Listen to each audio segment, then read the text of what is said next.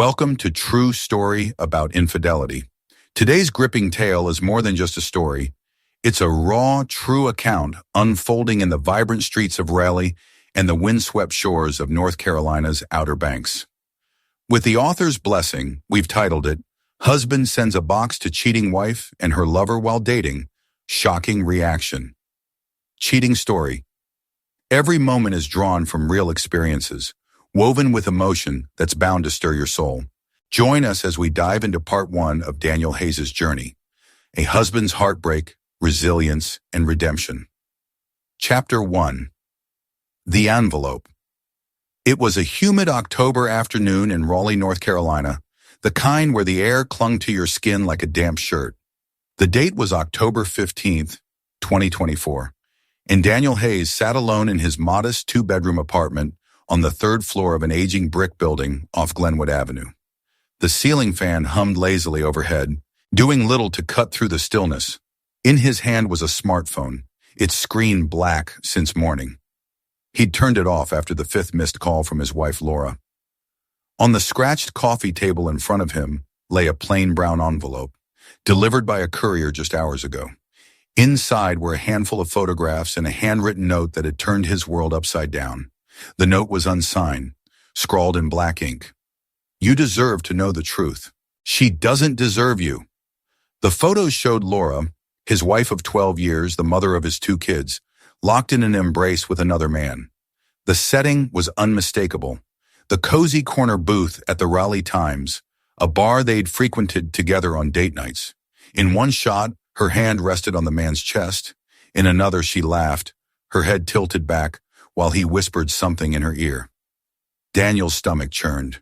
He'd known Laura since they were college sweethearts at NC State, built a life with her, raised Emily, 10, and Jack, 7. How could this be real? He tossed the photos onto the table and ran a hand through his sandy brown hair, now streaked with gray at the temples. At 38, Daniel was a civil engineer, steady and dependable. The kind of guy who fixed bridges and highways across Wake County, while Laura worked her way up at a logistics firm downtown. She'd been gone a lot lately, business trips to Charlotte, Greensboro, even Atlanta. He'd never questioned it. She always came home with a tired smile, a kiss on the cheek, and stories about delayed flights or client dinners. But now those memories felt like lies. Daniel grabbed his laptop and logged into their joint bank account. His fingers hesitated over the keys before he hit enter. The screen loaded, and there they were. Transactions he couldn't explain. Thousands of dollars moved out over the past year. $5,000 here, $3,000 there. Labeled vaguely as family support or miscellaneous. Laura's parents lived comfortably in Asheville, and her sister was a nurse in Durham. No one needed that kind of cash. His pulse quickened. He picked up his phone, turned it on, and dialed Mike Russo, an old buddy from college who now ran a cybersecurity gig out of Cary. Dan, you okay? You sound like hell, Mike said when he picked up. I need a favor, Daniel replied, voice tight. Can you dig into something for me? Off the books. Mike didn't hesitate. Give me what you've got. Daniel sent him Laura's email address and a list of dates tied to the bank transfers. 2 days later, Mike called back, his tone grim. Man, I hate to say this, but Laura's hiding something big. I cracked into an old email account she doesn't use much anymore. She's been wiring money to a guy named Chris Dalton, some logistics hotshot she used to work with. They're talking about keeping it quiet. You need to hire a pro, Dan. This is above my pay grade. That night, Daniel barely slept. The next morning, he found himself in a diner off Interstate 40, meeting Ellen Pierce, a private investigator with a no-nonsense vibe. She was in her 50s, sharp-eyed, with a leather jacket and a voice roughened by years of cigarettes.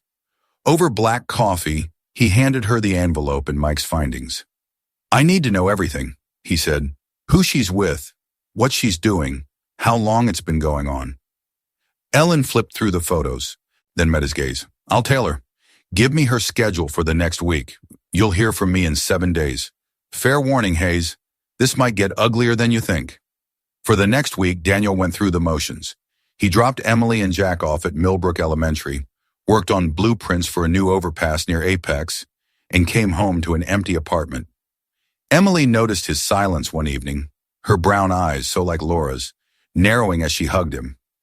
"Dad, you look sad. Is Mom okay?" "She's just busy, kiddo," he lied, forcing a grin. "Work stuff. Don't worry." Exactly 7 days later, Ellen met him at a quiet bench in Pullen Park. She slid a thick manila folder across to him, along with a USB drive. "Here's the dirt. Laura's not just cheating with Chris Dalton. She's in deep with him on something shady. They've been skimming money from her company, funneling it through shell accounts in the Caymans. I've got photos, recordings, emails. She meets him at a condo in North Hills. Fancy place he shouldn't afford on his salary. Been going on at least 8 years, maybe more." Daniel's hands shook as he opened the folder.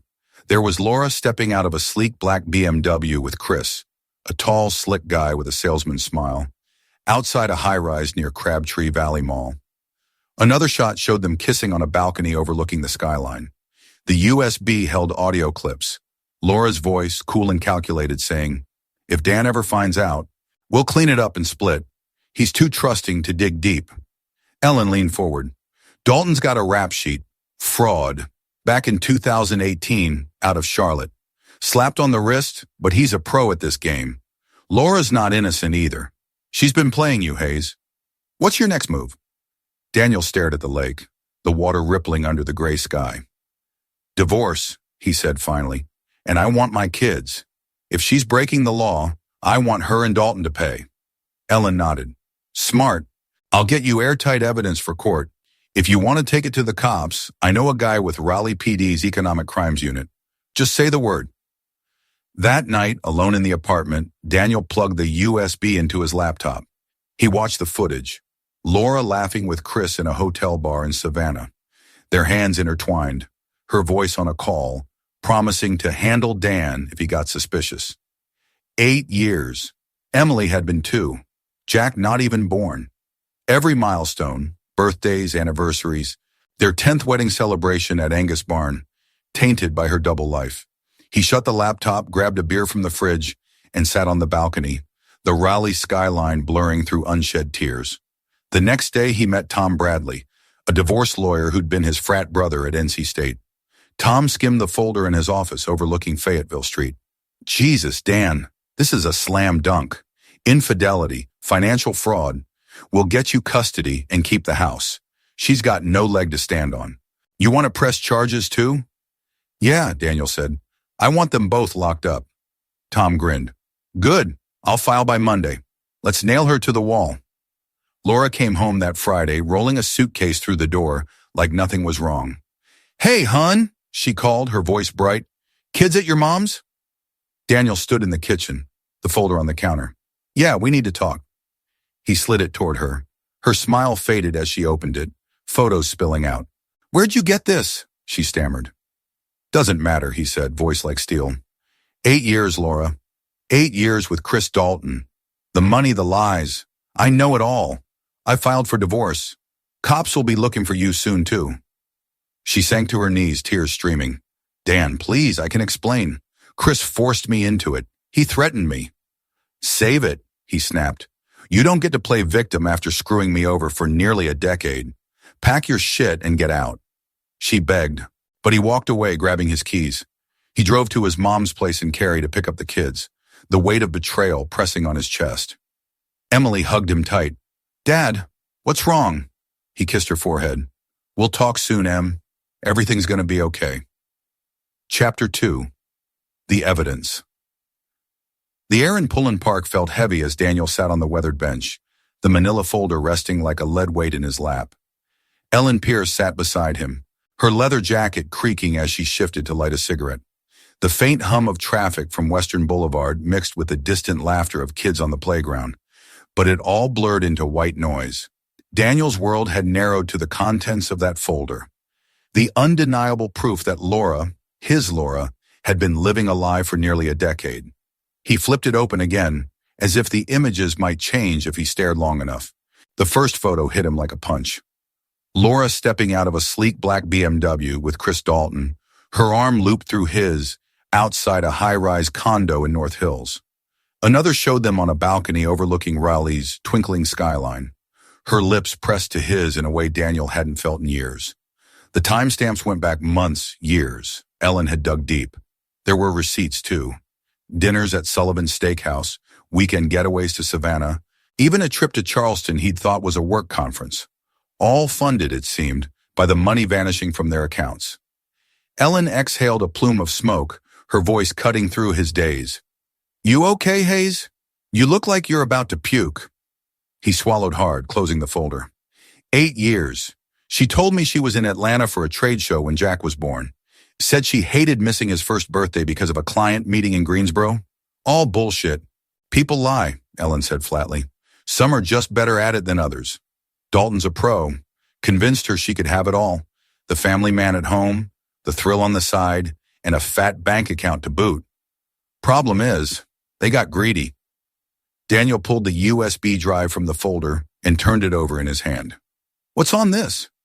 "Everything you need to bury them," she replied.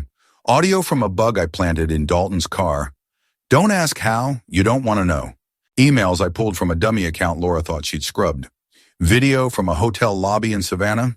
She's laughing with him, planning how to handle you if you ever caught on. It's ugly, but it's gold for a divorce lawyer. Or the cops." He nodded, jaw tight. "And the money? How much are we talking?" "Best guess. Couple $100,000 over the years, maybe more. They've been skimming from her company, falsified invoices, fake vendor payments, wired to offshore accounts in the Caymans. Dalton's got a history of this. Did a nickel in Mecklenburg County for fraud back in 18. Got out early, slick-talked his way back into the game. Laura's in it up to her neck now." Daniel's mind raced. 8 years ago, Emily had been a toddler, waddling around their starter home in Garner. He'd been working overtime on the I-540 expansion, proud to provide while Laura climbed the ladder at her firm. She'd come home from late meetings with tired smiles, kissing him goodnight while he crashed on the couch, too exhausted to notice the faint scent of cologne that wasn't his. He'd trusted her, loved her, built a life around her, and she'd been screwing him over the whole time. "What's my play here?" he asked, voice hoarse. Ellen stubbed out her cigarette on the bench's armrest. "Depends on what you want. Divorce? You've got enough to get custody of the kids and keep the house. She's got no leverage with this mess. Criminal charges? Raleigh PD's Economic Crimes Unit would salivate over this. I've got a contact there, Lieutenant Brooks. He owes me a favor. Either way, you've got her dead to rights." "I want both," Daniel said, the words spilling out before he could second-guess them. "I want my kids safe with me, and I want her and Dalton to rot." Ellen gave a rare, thin smile. "That's the spirit. I'll polish this up. Timestamps, transcripts, the works. You'll have a full package by Monday. Get a lawyer lined up. This will move fast once it hits." He nodded, clutching the folder as she stood to leave. "Thanks, Ellen. I mean it." "Don't thank me yet," she said, adjusting her jacket. "This is the easy part. Living with it, that's the bitch." She walked off toward the parking lot, leaving him alone with the ducks drifting on the lake. That night, Daniel locked himself in the apartment's tiny spare room, the one Laura had turned into a half-hearted office years ago. The kids were asleep down the hall. Emily curled up with her stuffed elephant, Jack snoring softly with a Lego brick still clutched in his hand. He plugged the USB into his laptop, hands trembling as he clicked the first file. The video opened on a grainy shot of a hotel lobby. Marble floors, potted palms, the faint clink of glasses from a bar in the background. Laura stood near the check-in desk, her auburn hair swept over one shoulder, laughing as Chris Dalton slid an arm around her waist. "You're terrible," she said, swatting his chest playfully. "Dan thinks I'm in Charlotte till Tuesday. He'd never suspect a thing." Dalton grinned, all teeth and charm. "Good. Let's keep it that way. Once this next payment clears, we're golden. Couple more months, and we can ditch this gig entirely." The audio cut to a car conversation, Dalton's voice crackling through static. "What if he digs, Laura? Guy like him, straight arrow, nose to the grindstone. He's not gonna let thousands disappear without asking questions." "He won't," she replied, cool as ice. "Dan trusts me, always has. If he gets nosy, I'll spin it. Say it's for the kids' college funds or some emergency. Worst case, we cut and run. He's got no proof." Daniel paused it, bile rising in his throat. He stumbled to the kitchen, grabbed a bottle of Maker's Mark from the cabinet, and poured a shaky shot. The burn didn't dull the ache. He'd been a fool, blind, devoted, building bridges while she tore their life apart. The flashbacks came hard. Laura kissing him goodbye before a work trip to Asheville, her hand lingering on his cheek. The time she'd cried about missing Emily's first dance recital, blaming a client deadline. The anniversary dinner at Angus Barn where she toasted to us forever. All lies. He finished the bottle and stumbled to the couch, staring at the ceiling until dawn crept through the blinds. By morning, he'd made up his mind. Divorce wasn't enough. She'd pay for every year she'd stolen from him. Monday morning, Daniel sat in Tom Bradley's office, a sleek space on the 10th floor of a glass building overlooking Fayetteville Street. Tom, a broad-shouldered guy with a frat boy grin that hadn't faded since their NC State days, flipped through Ellen's folder, whistling low. "Holy shit, Dan, this isn't just infidelity. This is a goddamn crime spree. She's toast." Daniel leaned forward, elbows on his knees. "Can you get me the kids? The house? I don't want her walking away with anything she doesn't deserve." Tom nodded, scribbling notes. "With this? Absolutely. Adultery's a factor in North Carolina, and her financial misconduct seals it. We'll push for full custody. Emily and Jack stay with you. House stays in your name. She's got income from her job, so alimony's off the table. Hell, we might even get her to pay child support once the embezzlement case blows up." "And the legal side?" Daniel asked. "Ellen says the cops can take it." "Damn right they can," Tom said, tapping the folder. "I'll coordinate with her contact at Raleigh PD. This much money moving around, plus Dalton's priors? They'll be looking at felony charges. Embezzlement, wire fraud, maybe conspiracy. Feds might even step in if it crosses state lines. You okay with that?" "Yeah," Daniel said, voice steady now. "I want them locked up. Both of them." Tom grinned wider. "That's my boy. I'll file the divorce papers today. Temporary custody order, too, so she can't pull anything funny with the kids. Serve her by Friday, catch her off guard. Where's she at now?" "Supposedly Charlotte," Daniel said. "Back Friday night." "Perfect. We'll hit her when she walks in the door. Process servers already on standby." Tom leaned back, folding his arms. "You holding up okay? This is heavy stuff." Daniel shrugged, the exhaustion settling into his bones. "Not really, but I don't have a choice." "You do," Tom said softer now. "You're doing right by your kids. That's what matters. Rest'll sort itself out." That week crawled by. Daniel kept the kids close, dropping them at school each morning with a hug and a promise to pick them up after. He worked late at the office off Capitol Boulevard, tweaking designs for a new interchange near Apex, but his mind was elsewhere. Wednesday night, Emily climbed onto the couch beside him, her brow furrowed. "Dad, why's Mom gone so much lately? She didn't even call for Jack's soccer game." "She's busy," he said, hating the lie. "Work's been crazy for her." Emily didn't buy it. "You're mad at her, aren't you?" He pulled her close, kissing her hair. "Just tired, Em. We'll figure it out." Friday loomed like a storm cloud. He sent the kids to his mom's place in Cary after school. Laura's usual return day was no time for them to be home. Ellen called that afternoon, her voice clipped. "Got a bonus for you, Hayes. Caught Dalton on tape yesterday, bragging to a buddy at a bar in Durham about cleaning out the company. Time-stamped and crystal clear. Send it to your lawyer and Brooks at PD. Shit's hitting the fan." "Thanks, Ellen," he said, gripping the phone. "I owe you." "Pay me by staying out of trouble," she replied. "This gets messy. You keep your head down." By 7 p.m., he was back at the apartment, the folder locked in his desk. The stage was set. Laura would walk through that door, and everything would change. He poured another shot of bourbon, staring at the wall, waiting for the sound of her key in the lock. Chapter 3. Confrontation. The clock on the microwave ticked past 7:30 p.m. on Friday, October 25th, 2024, casting a faint green glow across the dim kitchen of Daniel Hayes' apartment on Glenwood Avenue. The bourbon bottle sat half empty on the counter, its amber contents sloshing as he poured another shot. His hands were steady now. The initial tremor of rage and grief burned away by the hours of waiting. Outside, Raleigh's skyline glittered through the balcony doors, the city oblivious to the storm brewing in this small, third-floor space. He'd sent Emily and Jack to his mom's house in Cary that afternoon, a 15-minute drive down a 40. Just a sleepover with Grandma, he'd told them, forcing a smile as Emily hugged him goodbye. Jack had clutched his soccer ball, asking, "Will Mom be there tomorrow?" Daniel had dodged the question, ruffling his son's hair. "We'll see, buddy. Have fun." The kids didn't need to witness what was coming.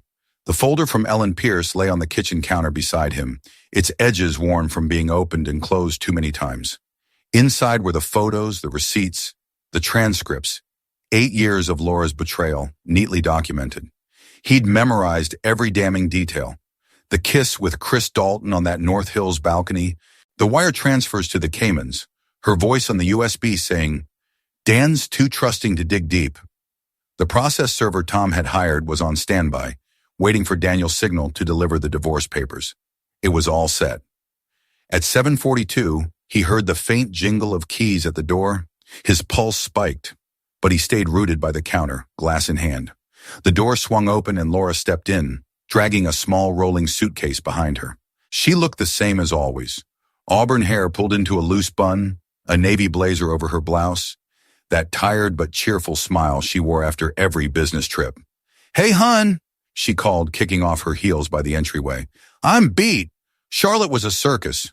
Where are the kids?" "At Mom's," Daniel said, his voice flat.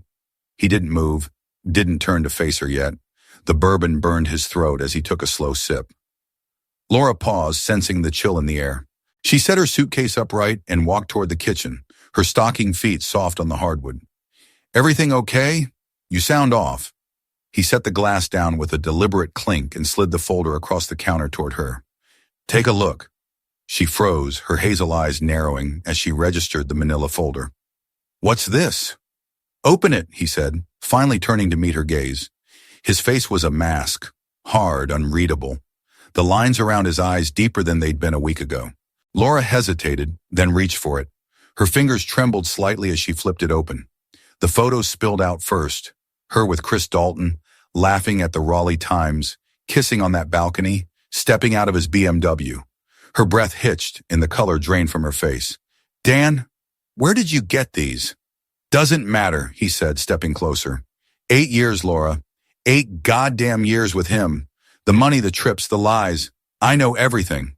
She dropped the folder, papers scattering across the counter. "No, wait, I can explain." "Explain," he cut in, voice rising. "Explain how you've been screwing Chris Dalton since Emily was in diapers? How you've been stealing from your company, funneling cash to some offshore account while I'm busting my ass to keep this family afloat?" "Go ahead, Laura. I'm all ears." Tears welled in her eyes and she sank against the counter, clutching its edge. "It's not what you think. Chris, he pressured me, Dan. It started as a mistake, a stupid fling when I was up for that promotion. He said he'd ruin me if I didn't." "Bullshit," Daniel snapped, slamming his fist on the counter. The bourbon glass rattled. 8 years isn't a mistake. You didn't just trip and fall into his bed.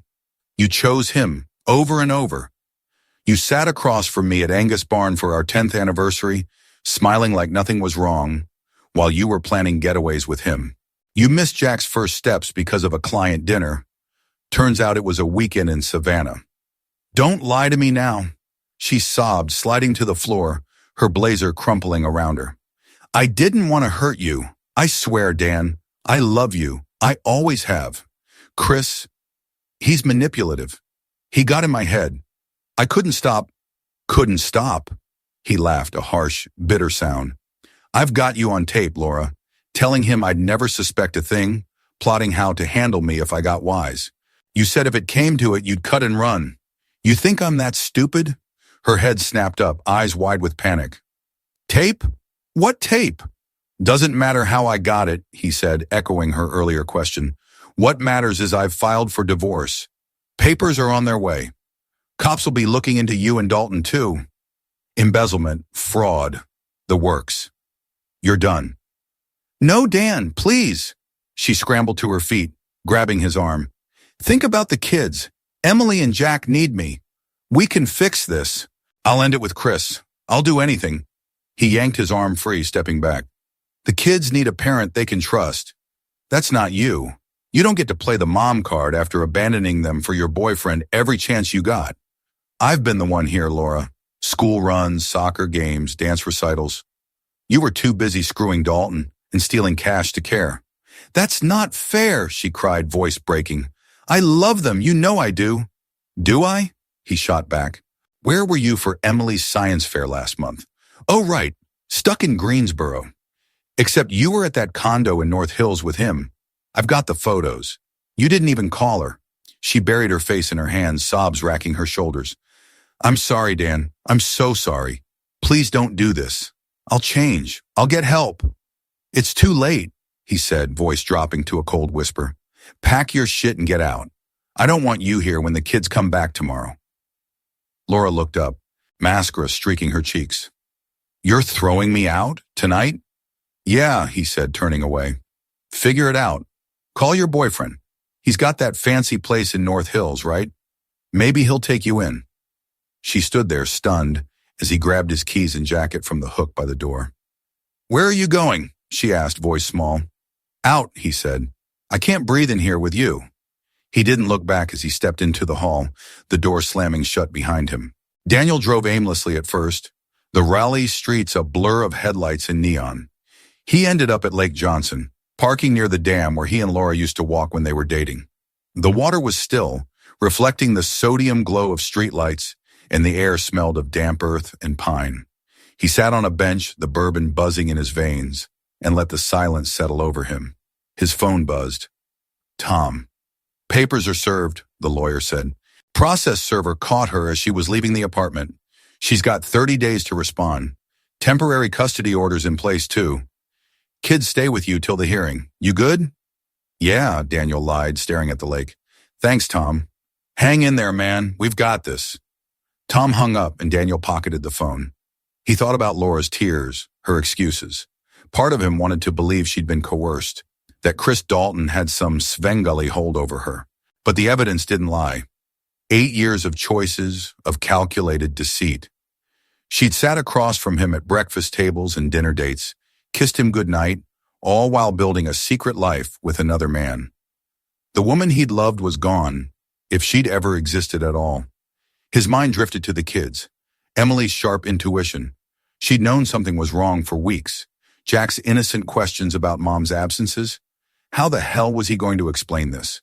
He couldn't shield them forever, but tonight at least, they were safe with his mom and Carrie, tucked into the guest room with her homemade quilts and endless supply of cookies.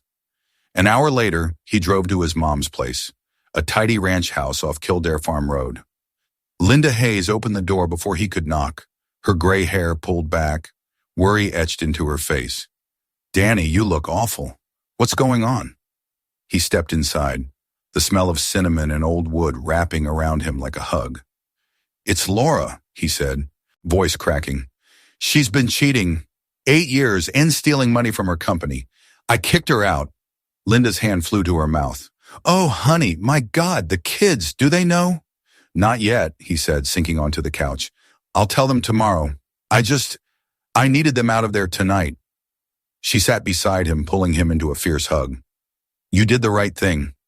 They're asleep upstairs, safe, happy. You stay here tonight, okay? We'll figure this out together. He nodded, too drained to argue. She brought him a mug of tea and he sipped it in silence, staring at the family photos on the mantel. Him and Laura at their wedding in Chapel Hill, Emily's first birthday. Jack as a newborn, a life he'd thought was real. Saturday morning dawned gray and cold.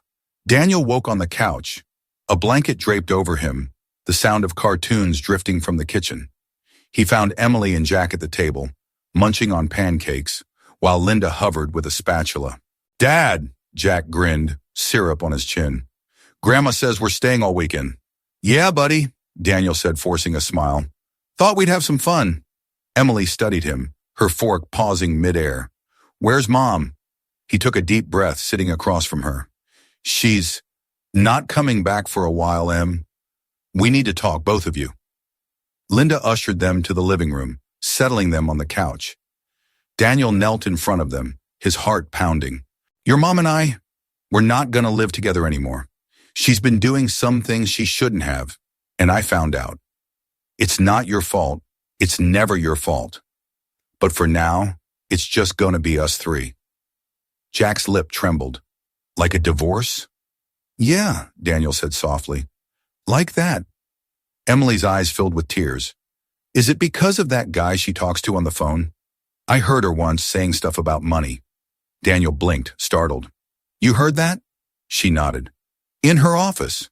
She didn't know I was there. He pulled her into a hug, Jack piling in too. You're too smart, kiddo. Yeah, it's about that. But I promise, we're gonna be okay. I've got you both, always. They clung to him, and for the first time in days he felt a flicker of hope. Laura could take her lies and her boyfriend and her stolen cash, but she couldn't take this. Chapter 4. The Legal Battle. The first week of November 2024 brought a bitter chill to Raleigh, the kind that seeped through jackets and settled into your bones. Daniel Hayes stood outside the Wake County Courthouse on a crisp Monday morning, November 4th, his breath fogging in the air. The gray stone building loomed over Martin Street, its columns stark against the overcast sky. Inside, his future and his kids would be decided. He adjusted his tie, a navy one Laura had picked out years ago for a friend's wedding in Chapel Hill, and shoved his hands into his coat pockets. The irony wasn't lost on him. Tom Bradley clapped him on the shoulder as they climbed the steps. You ready, Dan? We've got this in the bag. Her lawyer's scrambling, and the PI's evidence is bulletproof. Daniel nodded, though his stomach twisted. Yeah, just want it over. Inside, the courthouse smelled of polished wood and old paper, the hum of voices echoing off the high ceilings. They met Ellen Pierce in the lobby, her leather jacket swapped for a blazer, though her sharp eyes hadn't softened. She handed Tom a slim envelope. Last-minute gift. Caught Dalton on a burner phone yesterday. Durham PD nabbed him at a bar off 9th Street, bragging about skipping town. Ties him tighter to the embezzlement. Cops are moving fast. Tom grinned, tucking it into his briefcase. You're a goddamn magician, Ellen. This'll bury him. She shrugged. Just doing my job. Hayes, you holding up? Barely, Daniel admitted. Kids are asking questions. Hard to keep it together for them. You're doing fine, she said, her tone gruff but not unkind. Keep your head up in there. She'll try to play the victim. Don't let her. The hearing room was smaller than Daniel expected, a plain space with rows of benches and a judge's dais at the front. Laura sat across the aisle with her lawyer, a wiry guy named Paul Grayson, who whispered to her as they waited. She looked different, thinner, paler, her hair pulled back severely. No blazer today, just a gray sweater and slacks. She glanced at Daniel once, her eyes red-rimmed, then looked away. He felt nothing. No pity, no anger, just a hollow ache where love used to be. Judge Margaret Ellison, a stern woman with silver hair and a no-nonsense air, took the bench at 9 a.m. sharp. Tom stood first, laying out the case with surgical precision. Laura's 8-year affair with Chris Dalton, the financial fraud, the impact on Emily and Jack. He submitted Ellen's folder, photos, audio, video, bank records, each piece a nail in Laura's coffin. Your Honor, Tom concluded, Mr. Hayes seeks full custody of the minor children, retention of the marital home, and a fair division of assets. Given Ms. Hayes's infidelity and criminal activity, we believe this is more than justified. Grayson countered, his voice smooth but strained. Your Honor, my client acknowledges her mistakes, but she's a devoted mother who's been under extreme duress. Mr. Dalton coerced her into an affair and the financial missteps. She's a victim here too. We request joint custody and equitable distribution of property, including the home. Daniel clenched his fists under the table. Victim? He wanted to lunge across the room, but Tom's hand on his arm kept him grounded. Judge Ellison peered over her glasses at Laura. Ms. Hayes, anything to add? Laura stood, voice trembling. I love my kids, Your Honor. I messed up, I know that. But I never meant to hurt them or Dan. I just want a chance to make it right. The judge's expression didn't soften. Noted. Let's proceed. The hearing stretched into the afternoon. Testimony from Daniel about his role as primary caregiver, Laura's frequent absences, the kids' reliance on him. Tom played the audio of Laura plotting with Dalton, her cold words, Dan's too trusting, echoing in the room. Grayson tried to spin it as desperation, but the judge's frown deepened. By 3 p.m., Ellison called a recess to review the evidence. Outside, Daniel paced the courthouse steps, lighting a cigarette, something he hadn't done since college at NC State. Tom joined him, loosening his tie. She's got no shot, Dan. Judge sees through her sob story. We'll have a ruling by end of day. Hope you're right, Daniel muttered, exhaling smoke. Emily asked me last night if Mom hates us. How do I answer that? Tom sighed. You tell her the truth, piece by piece. Kids are tougher than we think. At 4:30, they reconvened. Judge Ellison's ruling was swift. Based on the evidence, I grant Mr. Hayes temporary full custody of Emily and Jack Hayes, pending a final hearing. The marital home remains in his possession. Ms. Hayes will have supervised visitation rights, contingent on her compliance with any ongoing criminal investigations. Financial division will be addressed later, but given the allegations of fraud, I'm freezing joint assets for now. Court adjourned. Laura's shoulders slumped, and Grayson whispered furiously in her ear. Daniel felt a weight lift, though it didn't erase the exhaustion. Tom slapped his back. Step 1, done. She'll appeal, but we've got the upper hand. As they left, Laura approached, her voice low. Dan, please. I just want to see the kids. Don't shut me out completely. He stopped, meeting her gaze. You did this, Laura. Not me. Talk to your lawyer. He walked away, the echo of her stifled sob fading behind him. That night, Daniel picked up Emily and Jack from his mom's in Cary. The kids piled into the back of his Ford Explorer, chattering about Grandma's pancakes. He waited until they were home, settled on the couch with mugs of hot chocolate, to break the news. Guys, he started, sitting across from them. Mom and I had a court thing today. She's not going to live here anymore, and for now you're staying with me full time. She can visit sometimes, but it'll be a while. Jack frowned, clutching his mug. Why can't she come home? She made some big mistakes, Daniel said carefully. Stuff that hurt us. She's got to figure things out on her own. Emily's eyes narrowed. It's that guy, isn't it? The one on the phone? Daniel nodded, surprised again by her sharpness. Yeah, Em. And some other stuff. Money things. It's complicated. Do we have to see her? She asked, voice small. Not if you don't want to, he said. You get to decide that when you're ready. Jack crawled into his lap, burying his face in Daniel's chest. I don't like this, Dad. I know, buddy, he murmured, holding him tight. Me neither. But we've got each other, right?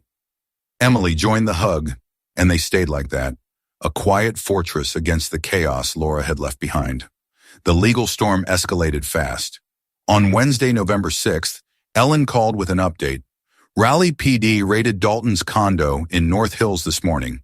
Found laptops, burner phones, fake IDs. He was gearing up to bolt. Laura's been hauled in for questioning too. Your lawyer's got the report. Daniel met Tom that afternoon at his office on Fayetteville Street. Cops are charging them both, Tom said, sliding a police report across the desk. Embezzlement, wire fraud, conspiracy. Dalton's looking at 10 to 15 years with his priors. Laura's cooperation might get her 5, maybe less. Divorce-wise, this kills her case. Final hearing set for December 20th. You're golden. What about the money? Daniel asked. Frozen for now, Tom said. Feds are involved. Traced it to the Caymans, but recovery's a long shot. Doesn't matter. Her income's toast, and you've got the house. Kids are yours. Daniel exhaled, leaning back. And visitation? Supervised, like the judge said. She's crashing at her sister's in Durham. Lost her job when the company caught wind. She's got nothing left to fight with. By mid-November, the kids were settling into a new routine. Daniel took them to school at Millbrook Elementary each morning, then worked late on the Apex Interchange project. His mom, Linda, pitched in with pickups, her Buick ferrying Emily and Jack home to Glenwood Avenue. They'd stopped asking about Laura as much, though Jack clung to Daniel more, and Emily's questions grew sharper. Did Mom steal our college money? She asked one night over dinner, pizza from Lily's on Oberlin Road. Not exactly, Daniel said, choosing his words. She took money from her work. We're okay, though. I'll make sure you've got what you need. She nodded, but her eyes stayed wary. Thanksgiving came, a quiet affair at Linda's in Cary. Daniel grilled turkey in the backyard, while Emily and Jack chased each other through the fallen leaves. Linda pulled him aside as the sun dipped low. Heard from Laura's sister today. She's out on bail, staying in Durham. Wants to see the kids for Christmas. Daniel tensed. What did you say? That it's up to you and them, Linda replied. She's a mess, Danny. Lost everything. Part of me feels sorry for her. Don't, he said, sharper than he meant. She chose this. Linda squeezed his arm. I know. Just thought you should hear it. The final hearing on December 20th was anticlimactic. Laura didn't contest custody. Her lawyer admitted she had no ground left. Judge Ellison made it official. Daniel got full custody, the house, and half the remaining joint assets, a pittance after the fraud. Laura got supervised visitation and a warning to comply with her criminal case. She didn't speak, just sat there, hollow-eyed, as Grayson patted her shoulder. Outside, snow flurried over Raleigh, dusting Martin Street. Daniel watched Laura climb into her sister's car, a beat-up Honda, and drive off toward Durham. Tom joined him, grinning. Merry Christmas, man. You're free. Feels more like parole, Daniel muttered, but he shook Tom's hand. Thanks. Couldn't have done it without you. Buy me a beer at the Raleigh Times sometime, Tom said, winking. Take the kids somewhere fun. They deserve it. That night, Daniel cooked spaghetti in the apartment, the kids giggling as they twirled noodles. He'd told them the news. Mom wouldn't live with them anymore, but they could see her if they wanted. Jack shrugged, more interested in his food. Emily frowned. I don't want to. Not yet. Okay, Daniel said, relieved. Whenever you're ready. After dinner, they watched Elf on the couch, the Christmas lights he'd strung up blinking softly. For the first time in months, the apartment felt like a home again. Not whole, but theirs. The new year dawned cold and crisp in Raleigh. But by mid-January 2025, Daniel Hayes felt the walls of the Glenwood Avenue apartment closing in. The divorce was finalized. Laura was out of their lives for now, shacked up with her sister in Durham, awaiting her criminal trial, and the kids were back in school at Millbrook Elementary. But the echoes of the past lingered. Emily's quiet stares, Jack's clinginess, the empty space where Laura's laughter used to fill the room. Daniel needed a reset, something to shake off the weight of the last few months. On a whim, he booked a week-long trip to the Outer Banks, a string of barrier islands off North Carolina's coast. He'd taken the kids there once before, back when Jack was still in diapers and Emily thought sandcastles were the height of architecture. Laura had been with them then, snapping photos on her old Nikon as the waves crashed in.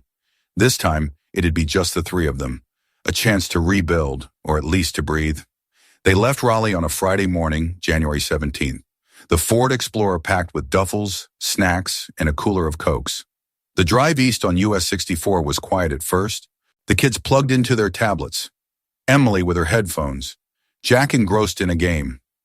Daniel kept the radio low, NPR murmuring about coastal erosion as the landscape shifted from pines to marshlands.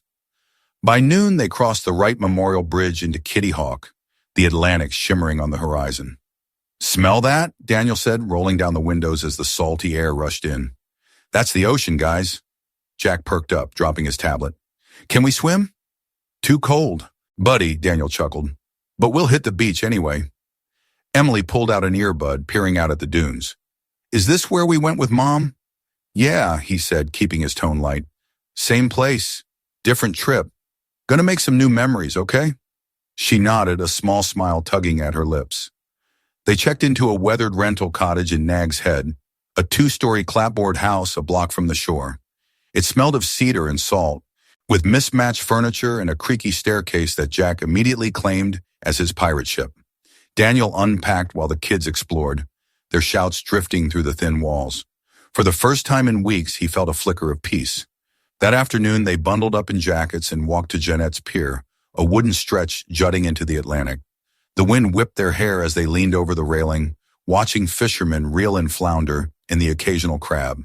Jack begged for a turn with a rental rod, and Daniel obliged, laughing as the boy tangled the line within minutes.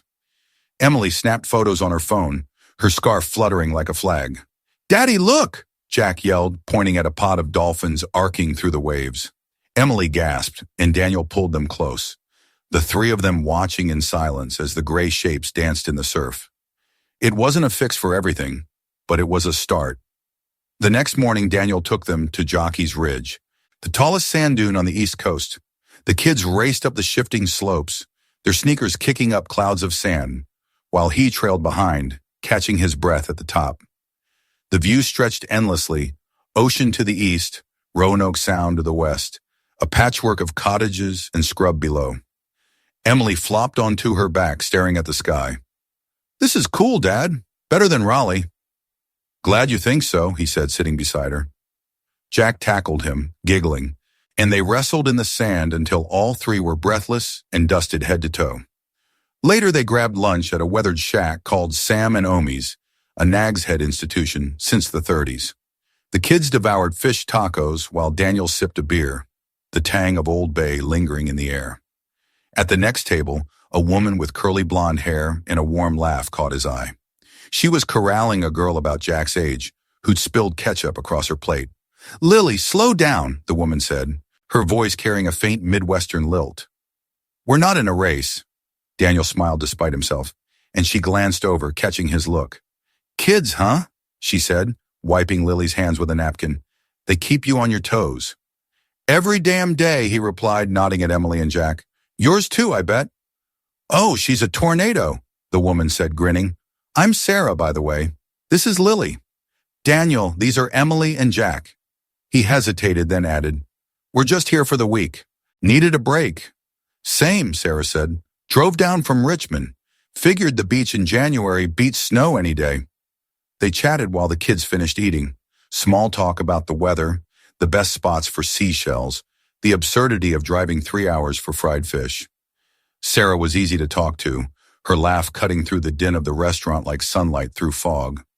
She mentioned being a nurse, recently divorced, taking Lily on a mom-daughter adventure to clear her head. Daniel didn't volunteer much about Laura, just said he was a single dad now, figuring it out. "See you around, maybe," Sarah said as they paid their checks. Lily waved at Jack, who waved back shyly. "Maybe," Daniel echoed, a faint spark igniting in his chest. Over the next few days, the Outer Banks worked its magic.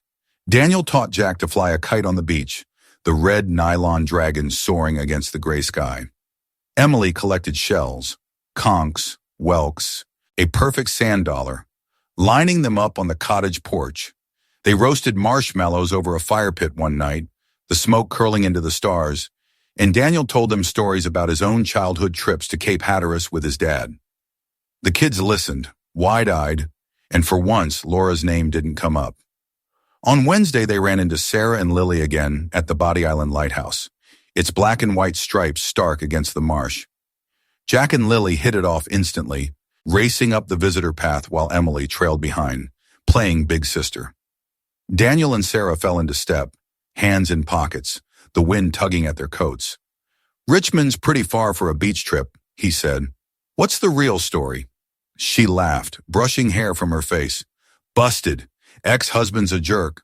Left me for his paralegal. Dragged out the divorce for a year. Took Lily and ran down here to forget him for a while." "You?" "Ex-wife," he said, the words still bitter. 8 years with another guy, stole a fortune from her company. Just got custody of the kids before Christmas. Needed to get out of Raleigh." Sarah whistled low. 8 years? That's brutal. How are you standing?" "Barely," he admitted. "Kids keep me going." "You?"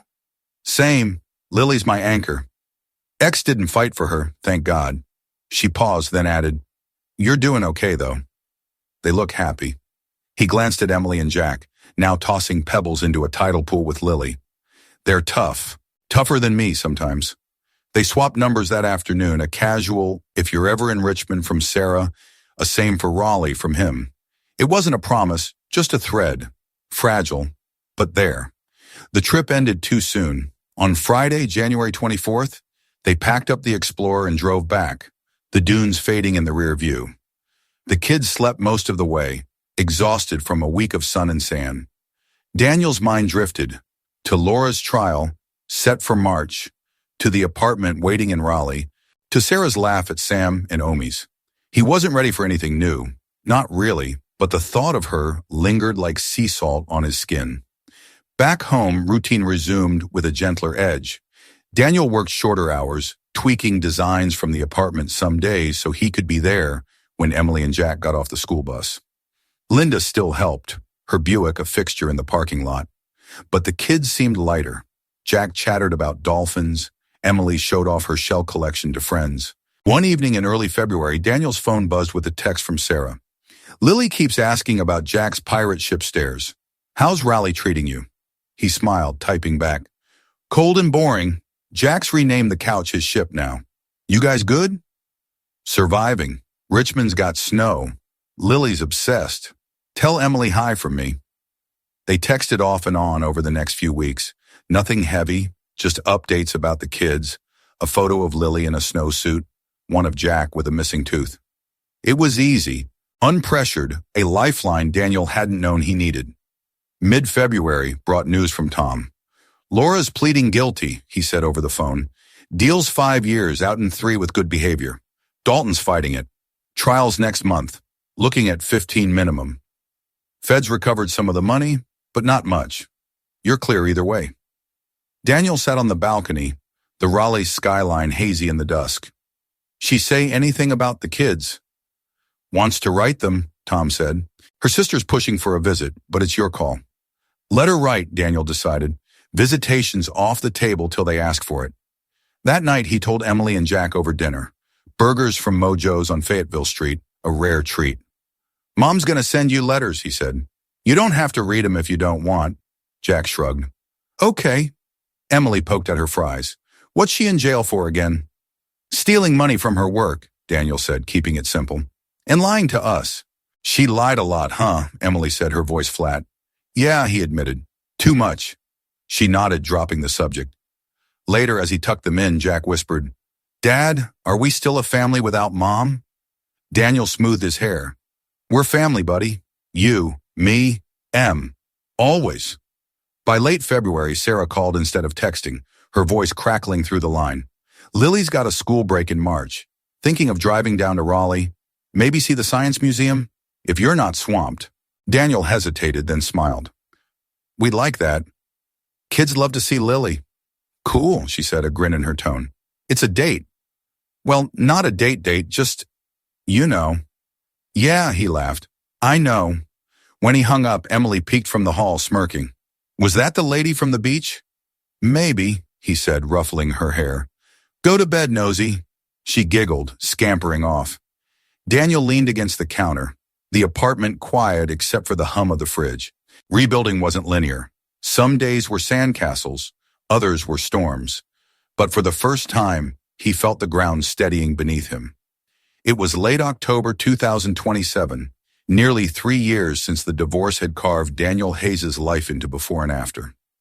Raleigh had settled into a familiar rhythm. The kids were thriving.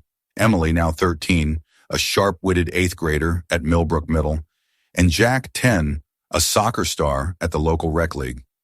The Glenwood Avenue apartment, once a battleground of memories, felt like home again, its walls lined with photos from their Outer Banks trip and a growing collection of Jack's trophies. Daniel's engineering work had steadied too. He'd taken a promotion overseeing bridge projects across Wake County, trading late nights for a desk job that let him be home for dinner. Sarah Ellis had become a fixture in their lives over those years. After that first visit from Richmond in March 2025, she and Lily had returned every few months.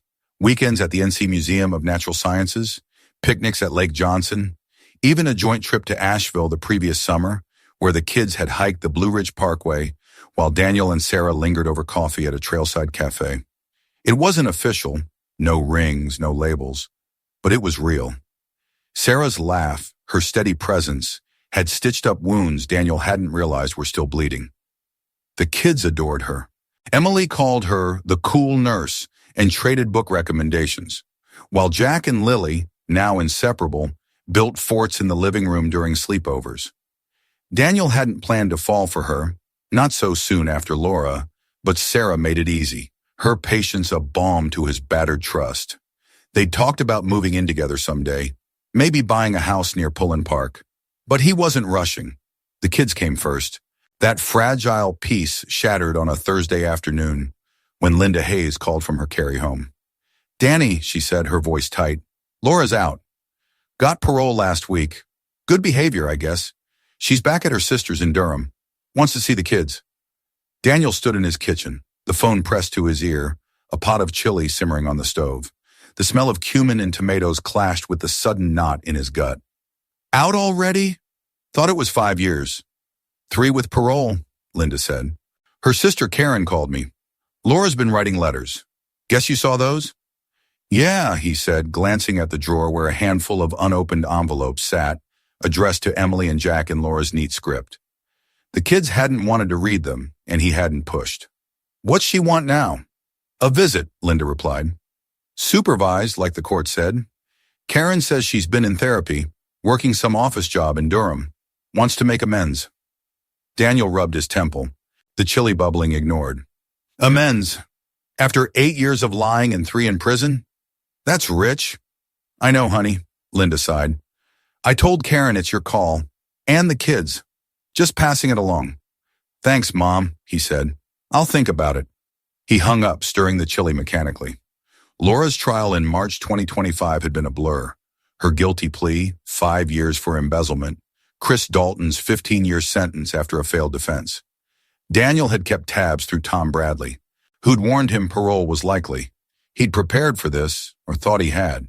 But the reality, Laura free, 30 minutes away in Durham, hit harder than he'd expected.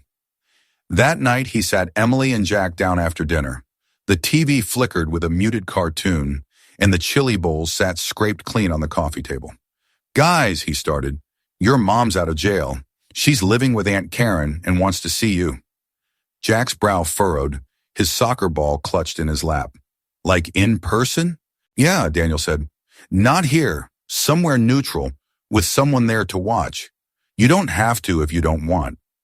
Emily crossed her arms, her dark eyes narrowing. She didn't even say sorry in those letters. Just stuff about how she misses us. Why now? She's been in therapy, Daniel said, echoing Linda. Says she wants to fix things. I don't know if she means it. I don't care, Emily snapped. She ditched us for that guy, stole all that money, and now she's back like it's no big deal? No way. Jack rolled the ball between his hands, quieter. Does she still love us? Daniel's chest tightened. She says she does, buddy. Always has. But loving someone doesn't erase what they did. I don't want to see her, Jack said finally, looking down. Not yet. Okay, Daniel said, pulling them both into a hug. That's your choice. I'll tell her. The next day, he called Karen's number, Laura's sister, a nurse who'd always been the peacemaker in their messy family fallout. She answered on the second ring. Dan, Linda said you might call. Yeah, he said, leaning against the balcony railing. Raleigh's skyline a gray smudge in the dusk. She wants to see the kids? She does, Karen said, her tone cautious. She's different now, Dan. Prison hit her hard. Therapy, too. She knows she screwed up big time. Just wants a chance to talk to them. They're not ready, he said flatly. Emily's pissed. Jack's confused. They don't trust her. I don't either. Karen sighed. I get it. She gets it too. Can she at least write again? Maybe call if they're okay with it. Letters, sure, he said. Calls are up to them. Tell her not to push. I will, Karen said. Thanks, Dan. For what it's worth, she's sorry. Really sorry. Words are cheap, he replied and hung up. He told Sarah about it that night over Skype, her face pixelated but warm on his laptop screen. Lily was asleep in Richmond, and Sarah sat in her kitchen, a glass of wine in hand. 3 years isn't enough, she said, shaking her head. Not for what she did to you guys. Tell me about it, he muttered. Kids shut her down fast. Emily's holding a grudge bigger than mine. Good for her, Sarah said, smiling faintly. She's fierce. Jack, too, in his quiet way.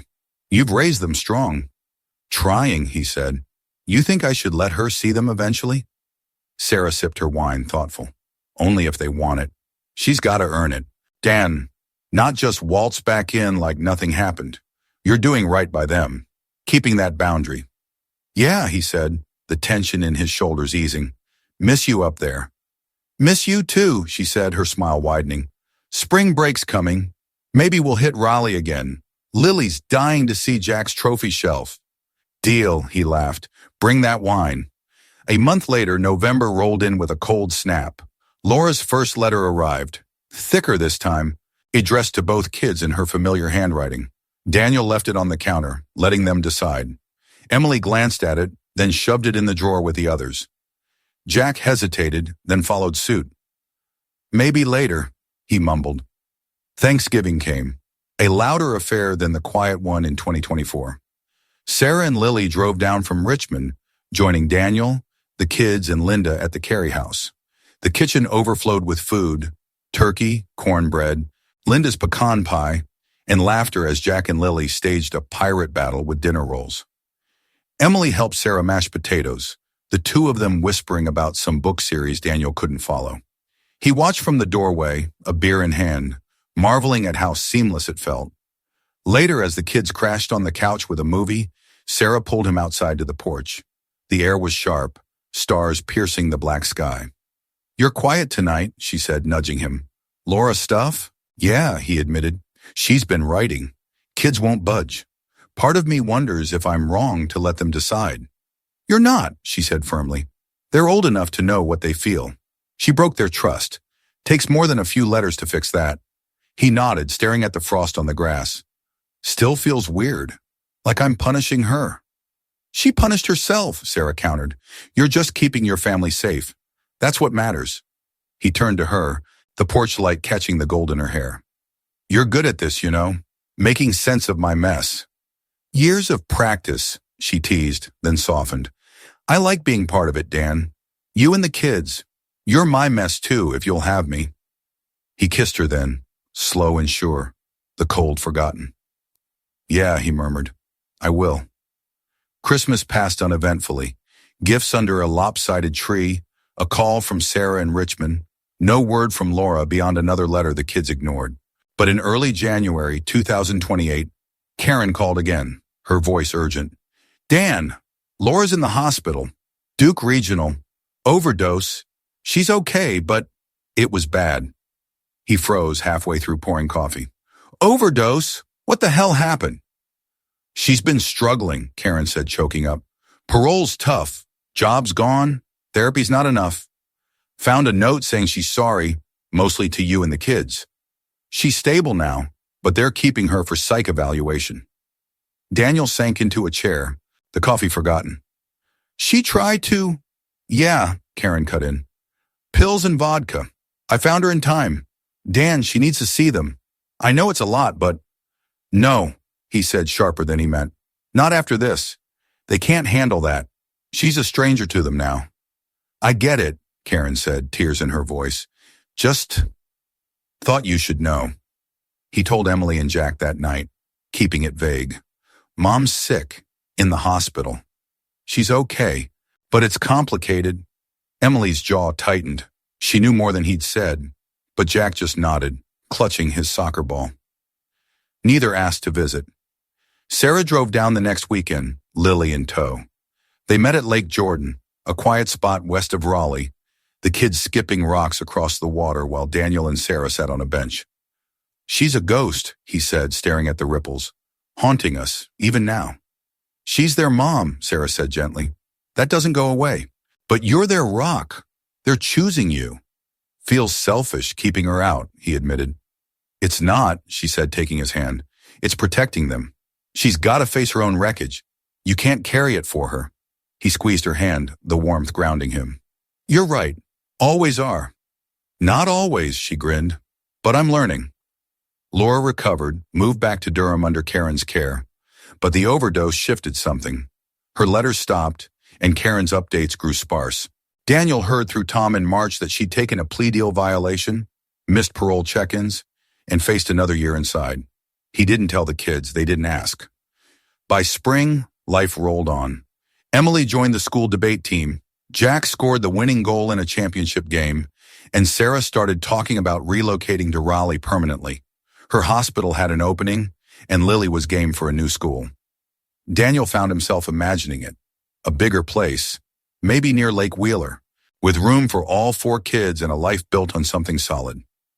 One night, as he locked up the apartment, Emily approached, holding Laura's latest unopened letter. "Dad," she said, "should I read it?" He sat with her on the couch, Jack peeking from his room. "Up to you, Em. Whatever you decide, I'm here. She tore it open, scanning the page. Laura's apologies, her regrets, a plea to see them. Emily's eyes welled up, but her voice stayed steady. She sounds sad, but I'm not ready. Okay, he said, hugging her. You don't have to be. Jack shuffled over, climbing into Daniel's lap. Me neither. They stayed like that, the letter discarded, the past a shadow they'd face on their own terms. Epilogue. New Horizons. The summer of 2030 stretched long and golden over Asheville, North Carolina, a town nestled in the folds of the Blue Ridge Mountains. It was late July, and Daniel Hayes stood on the porch of a cedar-shingled house perched on a wooded hill off Town Mountain Road. The air smelled of pine and honeysuckle, a far cry from the humid bustle of Raleigh he'd left behind. At 43, his hair was more gray than brown now, but the lines on his face had softened, carved less by grief and more by time spent laughing with the kids and Sarah. 2 years had passed since Laura's overdose and parole violation, a chapter that had faded into a distant hum. She'd served her extra year, released in early 2029, and moved to Charlotte with Karen, taking a clerical job at a small law firm. Her letters had trickled to a stop after Emily and Jack refused to respond, and Daniel hadn't heard from her in months. Karen called occasionally, updates sparse and perfunctory. Laura was stable, working on herself. Daniel didn't press. The kids had made their choice, and he'd honored it. The move to Asheville had been Sarah's idea. In spring 2028, she'd landed a nursing job at Mission Hospital, and by fall, she and Lily had packed up their Richmond life to join Daniel in Raleigh. They'd rented a bigger place near Lake Wheeler, a sprawling ranch house with a dock where Jack and Lily fished for bass, and Emily turned a spare room into a debate team war zone. It worked, messy, loud, blended. But after a year, Sarah had floated the mountain idea. Fresher air, she'd said, her eyes bright. Room to grow. All of us. Daniel sold the Glenwood Avenue apartment in January 2030, trading it for this Asheville house with its wraparound porch and a view of Mount Pisgah. Emily, now 15, had grumbled about leaving her Raleigh friends, but softened when she saw the attic loft she claimed as her own. Jack, 12, loved the wooded lot, perfect for soccer drills and chasing Lily, now 10 through the trees. Sarah's nursing schedule was brutal, but she came home with stories of mountain patience and a grin that lit up the kitchen. Daniel freelanced now, consulting on bridge projects remotely, his laptop perched on a desk overlooking the valley. That July evening, the kids were sprawled in the backyard, a bonfire crackling as they roasted marshmallows. Emily, taller now with Laura's hazel eyes, coached Lily on skewer technique, while Jack kicked a soccer ball against a pine trunk, his lanky frame all elbows and knees. Sarah stepped onto the porch, a glass of iced tea in hand, her blonde curls tied back after a long shift. She leaned against Daniel, her shoulder brushing his. Pretty good view, she said, nodding at the kids and the sunset painting the ridges, pink and gold. Best one yet, he replied, slipping an arm around her waist. She smiled, sipping her tea. Lily asked today if you're her stepdad. I told her it's up to you guys to figure that out. Daniel chuckled. Jack's been calling her his sister for months. Guess we're past labels. Guess so, she said, her voice soft. You ever think about making it official? He glanced at her, the question hanging light between them. You proposing, Ellis? Maybe, she teased, nudging him. No rush. Just, I like this. Us. Me too, he said, and meant it. They hadn't rushed. 5 years of friendship, dating, blending families had built something stronger than he'd ever had with Laura. He'd bought a ring months ago, a simple silver band with a sapphire, tucked in his desk drawer. Not yet, but soon. The kids thrived in Asheville. Emily joined the high school debate team at Asheville High, racking up trophies with a ferocity that reminded Daniel of her younger self confronting Laura's betrayal. Jack found a competitive soccer league, his speed earning him a spot as striker, and Lily tagged along to games, her sketchbook full of doodles of him scoring goals. School nights were chaos, homework battles, pizza runs from Barley's taproom, Sarah's nursing tales clashing with Daniel's engineering gripes. But it was their chaos, stitched together with love. Laura's shadow surfaced rarely now. In May 2030, Karen had called with news. Laura had started dating someone, a quiet accountant from Charlotte, and seems steady. She asks about the kids, Karen said. Wonders if they'd ever want to meet. Daniel had paused, glancing at Emily and Jack wrestling over the TV remote. Not yet, he'd said. Maybe someday. Karen didn't push, and that was that. Emily, overhearing later, had shrugged. If she's happy, good for her. I'm fine here. Jack nodded, more interested in his Nintendo Switch than the past. Daniel let it go. They'd cross that bridge if it came. That summer, they'd taken a family trip along the Blue Ridge Parkway, a winding ribbon of asphalt cutting through peaks and valleys. They'd stopped at Craggy Pinnacle, a rocky outcrop with a 360-degree view, the kids scrambling over boulders while Daniel and Sarah trailed behind. The wind whipped through, cool despite the July heat, and Daniel had pulled Sarah close as they watched Emily snap photos, Lily and Jack racing to the summit. Think we'll stay here? Sarah asked, her head resting on his shoulder. Asheville, I mean. Long as the kids are happy, he said. And you. I'm done running. She smiled, her hand finding his. Good. Me too. Back home that night, the bonfire glowed, embers drifting into the darkening sky. Daniel grabbed his guitar, an old acoustic he'd dusted off from college days at NC State, and strummed a shaky rendition of Wagon Wheel, a song they'd sung on that Outer Banks trip years ago. Emily groaned, Dad, you're terrible, but joined in, her voice clear and strong. Jack and Lily clapped along, Sarah harmonizing with a grin. As the fire died down, Emily wandered to the porch, pulling Daniel aside. Dad, she said, her tone serious, I read Mom's last letter, the one from Christmas. He raised an eyebrow, setting the guitar down. Yeah? What did it say? She's sorry, Emily said, fidgeting with her sleeve. Like really sorry. Said she messed up our family and hates herself for it. Wants to meet sometime, if we're okay with it. Daniel studied her, the firelight flickering in her eyes. What do you think? I don't know, she admitted. I don't hate her anymore. But I don't need her either. We've got you, and Sarah and Lily. That's enough, right? Yeah, he said, voice thick. More than enough. She hugged him, quick and fierce, then ran back to the fire. Jack glanced over, curious, but didn't ask. Just kicked his ball into the dark, content. Later, as Sarah cleaned up marshmallow sticky skewers, Daniel stepped inside, pulling the ring box from his desk. He flipped it open, the sapphire glinting in the lamplight. 5 years ago, he'd sworn he'd never trust again. Laura's lies had cut too deep, but Sarah had rebuilt that, brick by brick, with patience and a love he hadn't dared hope for. He found her in the kitchen, hands sudsy at the sink. Hey, he said, leaning against the counter. Got a sec? She turned, wiping her hands on a towel, her brow quirking. What's up? He held out the box, heart pounding. Not good with speeches, but you've been my rock, Sarah. The kids, too. Want to make it permanent? Her eyes widened, then softened, a slow grin spreading. Daniel Hayes, are you proposing? Trying to, he said, half laughing. Marry me? She took the ring, sliding it onto her finger, then pulled him into a kiss that tasted of tea and promise. Yes, she murmured. Hell yes. The kids burst in then, Emily's, I knew it, clashing with Jack's, gross, and Lily's squeal of, can I be flower girl?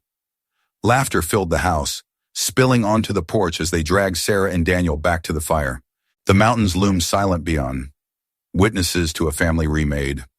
Weeks later, Daniel drove alone to the Blue Ridge Parkway's milepost 408.6, a overlook near Graveyard Fields where the ridgeline stretched endless. He parked, the Explorer's engine ticking as it cooled, and stepped out into the quiet. The sun dipped low, gilding the peaks, and he stood there, hands in pockets, letting the past settle. Laura was a memory now, not erased, but faded, a scar that didn't ache anymore. Emily and Jack had their own past, their own strength, and Sarah had given him a future he'd thought lost. The streetlights of Raleigh, the shadows of betrayal, were miles and years behind. Here, under this vast sky, he was free. He climbed back into the truck, the ring on Sarah's finger a promise in his mind, and drove home to the life they'd built, one horizon at a time.